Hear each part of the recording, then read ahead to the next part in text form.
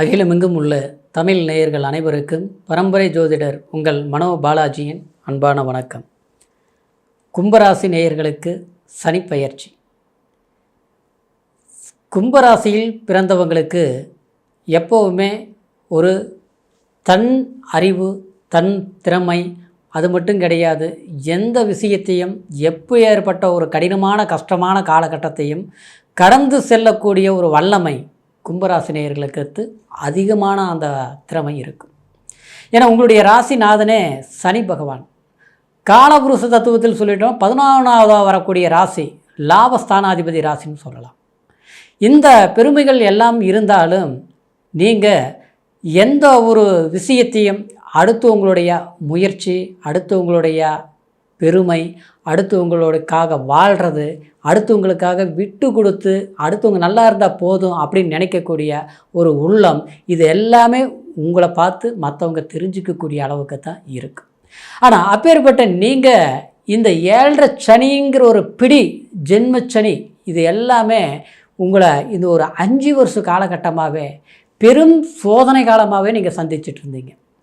ஒன்று பண நெருக்கடி, இன்னொன்று பார்த்தோம்னா குடும்பத்தில் குழப்பங்கள், பழக்க வழக்கம் பார்த்தோம்னா எப்பேற்பட்டவங்ககிட்டையும் நம்ம பழகினா ஆரம்பம் நல்லா இருக்குது, கொஞ்ச நாள் போச்சுன்னா நமக்கே ஏதோ ஒரு பிரச்சனையை உருவாக்கி வைக்கிறாங்க. சொந்த தொழில் பண்ணுறவங்களுக்கு ஒரு ஆரம்பிக்கிற போது ஒரு கூட்டாளி இருக்கிறாங்கன்னா கண்டிப்பாக நீங்கள் தான் எல்லாமன்னு நினைப்பாங்க, அப்படின்ட்டு உங்களை பெருமையாக பேசுவாங்க. கடைசியில் பார்த்தோம்னா அதாவது ஒரு காலகட்டத்துக்கு மேலே அவங்க உங்களையே சூழ்ச்சி வலையில் சிக்க வைக்கக்கூடிய அளவுக்கு உருவாக்கி அவங்க சம்பாரிச்சுக்குவாங்க. கடைசியில் பார்த்தோம்னா கண்ணுக்கு தெரிஞ்சு நம்ம ஏன்னு கேட்க முடியாத ஒரு சூழ்நிலையில் உட்காந்துருப்போம்.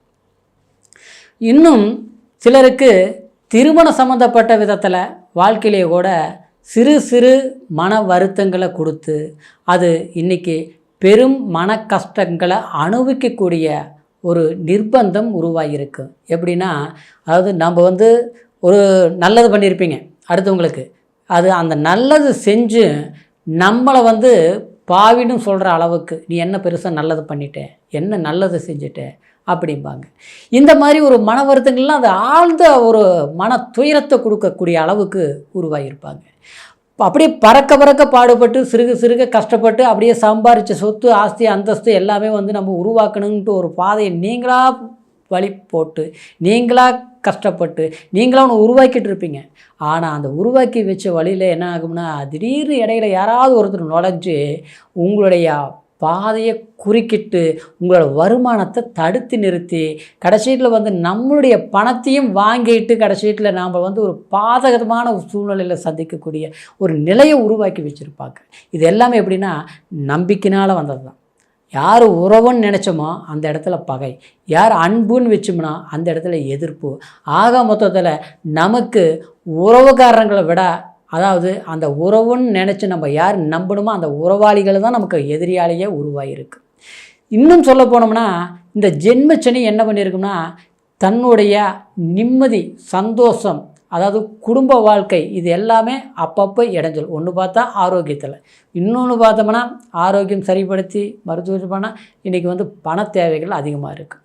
அந்த பண தேவைகளுக்கு பூர்த்தி பண்ணுறதுக்கு வருமானம் அதிகரிக்கக்கூடிய ஒரு சூழ்நிலையாக இருக்கும். 10 ரூபா கடன் வாங்கிட்டோம், கடனும் கட்டணும், குடும்ப செலவும் பண்ணணும், நமக்கு வேறு கமிட்மெண்ட்டு இருக்குது, அதையும் பார்க்கணும் அப்படின்னு நினச்சி நீங்கள் முயற்சிகள் எடுத்துகிட்டு இருப்பீங்க. ஆனால் அந்த முயற்சிகள் பார்த்தோம்னா என்ன ஆகுதுன்னா அப்படியே பார்த்தோம்னா வந்துருந்த வருமானம் வந்தாலும் பரவாயில்ல, கடைசியில் அதுவும் கட்டாகி போச்சு, வேலையில் பிரச்சனையாகி போச்சு. ஆரம்ப காலத்திலேருந்து சிறுகாக கஷ்டப்பட்டு சம்பாரித்தா ஒரு இடம் வாங்கியிருப்பீங்க. அந்த இடம் பார்த்தோம்னா இன்றைக்கி நம்ம விற்கலாம்னு நினச்சாலும் விற்க முடியாது. அப்படியே அது விற்றுட்டு புதுசாக ஒன்று மாற்றிக்கலாம், ஒரு வீடு வாங்கலாம் அப்படின்னு நினைப்பீங்க. அது பார்த்தோம்னா 10 ரூபா போகிற பொருள் 5 ரூபா கூட கேட்க மாட்டாங்க. அப்படியே நம்ம ஏதோ ஓரளவுக்கு பார்த்து விற்றா கொடுத்துடலாம் அப்படின்னு நினச்சாலும் அது வருவாங்க பேசுவாங்க, இன்றைக்கி நாளைக்கு இப்படியே லேட் ஆகிட்டுருக்கும், இப்படியே தடங்களாகிட்டுருக்கும். இந்த மாதிரி பல விஷயங்கள் முயற்சிகள் எடுத்தாலும் சில விஷயங்கள் கூட நமக்கு நல்லது நடக்கும்னு எதிர்பார்க்குறோம், நடக்க மாட்டேங்குது. ஒன்று கிடைக்கணும்னு எதிர்பார்க்குறோம், கிடைக்க மாட்டேங்குது. ஆக மொத்தத்தில் நம்மளுடைய கணக்கும் நம்மளுடைய எதிர்பார்ப்பும் மற்றவங்களுக்கு சாதகமாக இருக்குது, தனக்கு பாதகமாக இருக்குது. எல்லாரும் வேணும்னு நினச்சோம், எல்லாரும் நல்லவங்கன்னு நம்பணும். இதெல்லாம் என்ன மிச்சம்னா, நல்லவங்க நம்பினவங்கன்னு கெட்டவங்களாயிட்டாங்க.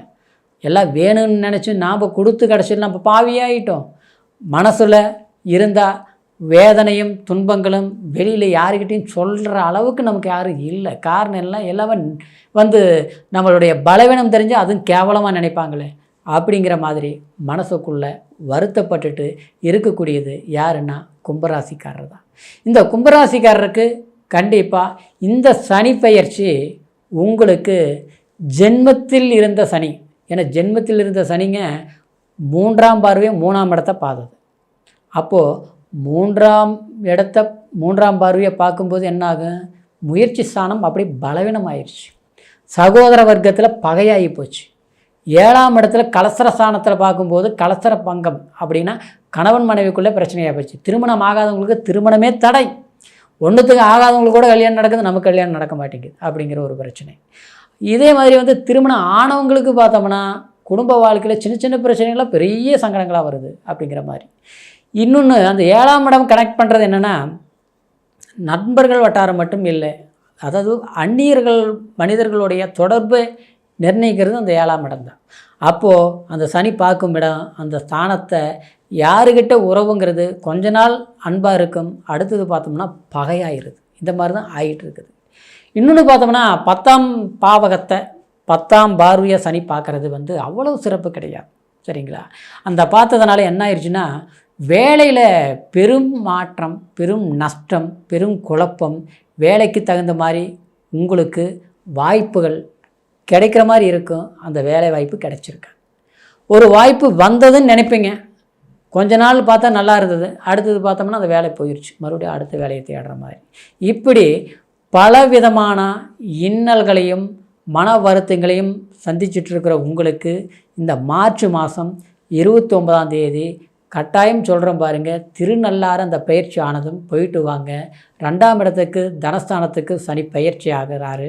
அப்போ 2ஆம் ஸ்தானத்துக்கு தனஸ்தானத்துக்கு பயிற்சி ஆகும்போது தனக்காரகனுங்கிறது அந்த பண நெருக்கடிகள் உங்களுக்கு கஷ்டத்தை கொடுத்தாலும், இந்த கோயில் இறைவன் வழிபாடு சம்மந்தப்பட்ட, சனி பகவான் வழிபாடு சம்மந்தப்பட்ட அது நீங்கள் சிறப்பாக செஞ்சுட்டு வரும்போது அந்த நெருக்கடிகள் இருந்து நீங்கள் தப்பிக்க வாய்ப்புகள் ஏற்படும். அதே மாதிரி உங்களுடைய உறவு முறைகளில் கொஞ்சம் நெருக்கத்தை நெருங்கி கஷ்டங்கிற போது சும்மா ஒரு உதவி பண்ணலாம். பணம் ஏதாவது நீங்கள் வச்சுக்கோங்கன்னு கொடுக்கலாம். அது மருத்துவ செலவாக இருந்தாலும் சரி, அவங்களுக்கு ஏதாவது ஒரு தேவைக்கு பண்ணுறதா இருந்தாலும் சரி, கடன் கொடுத்தீங்கன்னா கை சேராது. அந்த மாதிரி இது பண்ணக்கூடாது.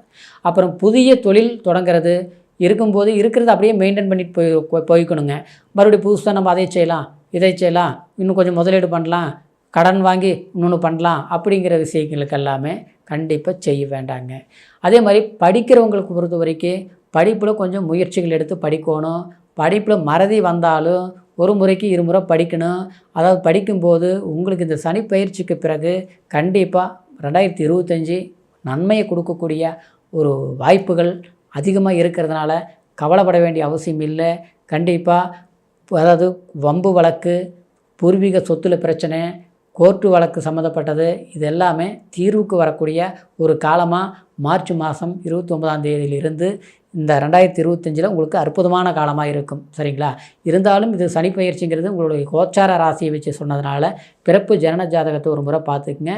எங்கிட்ட பார்க்கணும்னு நீங்கள் நினச்சிங்கன்னா கீழே இருக்கிற நம்பருக்கு தொடர்பு கொள்ளுங்கள். மீண்டும் அடுத்த பதிவில் சந்திக்கிற வரைக்கும் நன்றி, வணக்கம்.